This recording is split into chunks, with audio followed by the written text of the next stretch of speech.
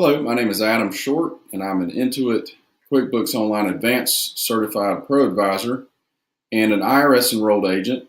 And today I'd like to show you some new features that are available in the QuickBooks Online Bank Rules feature. Here we are in QuickBooks Online. This is the test drive that's available for free. You can access this if you Google QBO test drive, and this is simply a fictitious company. And so here on the dashboard, what we'll do is we're going to go into banking on the left sidebar. And this is a new feature. Well, it's actually not a new feature. It's just a new place that they put this. So bank rules are essentially a way to tell QuickBooks to do certain things with transactions that meet certain criteria. It's kind of a way to leverage artificial intelligence and robots to do the work for you as much as possible. And this does freak some people out, but I think it's a great time saver. We use it with our clients, and we also demonstrate it to our clients and suggest that they use it. So first of all, we've got several rules already set up in here. So let me actually go in here to Fuel. I'm just going to click Edit. Actually, this is not letting me edit. Let me just create a new rule. So top right corner, new rule. And I'm just going to call this the phone, maybe I'll call it AT&T. And you can call this whatever you want to, whatever will make sense and allow you to recognize it. And then we just tell QuickBooks whether this is for money coming out or money going in. In this case, it's money going out because it's going to be an expense. And you can select which bank account that you would like to apply this rule to. In this case, we'll just say all bank accounts, just in case sometimes we pay it out of our checking and sometimes we pay it out of the credit card. Okay, whoops. So the next part here is all we want to do is we want to tell QuickBooks when a transaction meets either all or any of these conditions as follows. So my general recommendation is just leave it as all, unless you've got a pretty complicated series of criteria that need to be met. Most of the time we can satisfy this with a very simple bank text, and the bank text is the field that comes through QuickBooks Online Bank Feed. It's essentially the description that's appended to the transaction. It's what the bank sends over. So you'll need to take a look at the transactions ahead of time to know what you should put in this box here.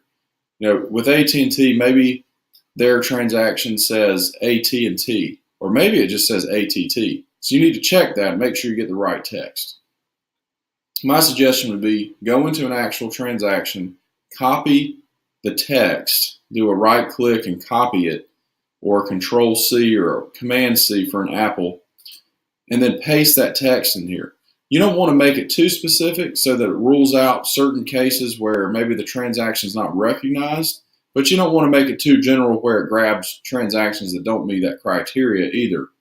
So in this case, I'm just going to come up here and copy and then paste AT&T.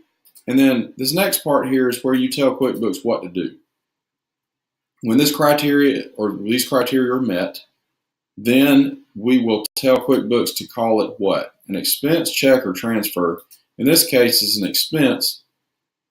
And then the payee will be who you're paying. So we need to add AT&T. So we do add new AT&T. And then we're going to do save. And now AT&T is supposed to be in there. Oh, there it is. Okay. And then category. Okay, what is category? Category is the same thing as account. It's the general ledger or chart of accounts account that you're going to assign to this transaction each time these criteria are met. So our drop-down menu will bring up all the current accounts that are available in the chart of accounts. If you need to add one, you can on the fly. In this case, it is a phone expense, which can be a utility depending on the situation. Okay, so we've got a sub-account telephone under utilities, so we'll do that. Notice you can split, so you can do part of it in one account, part of it in another, whether it's a percentage or amount. So that's good. In this case, we don't need to split it. It's just, it's just a telephone. And you probably can't see the memo because of this. Let's do that. Maybe that helps. So memo, we can put whatever we want. We can put AT&T phone expense. And that will be the memo that shows up every time in that transaction detail. This next checkbox is very crucial. Some people are not comfortable with using this feature, but it is awesome. What will happen if you check this box is QuickBooks, when the criteria are met, it will actually add the transaction and record it in your books. If you don't check this box, QuickBooks will only mark it with the stamp that says rule, and it'll tell you that the rule has been met, so that you can go ahead and match it in the bank feed. So that's how this works with the bank rules. Hopefully this has been helpful to help you expedite and simplify your bookkeeping. Check us out on shortfinancial.com for more bookkeeping videos. Until then, happy bookkeeping. Thank you.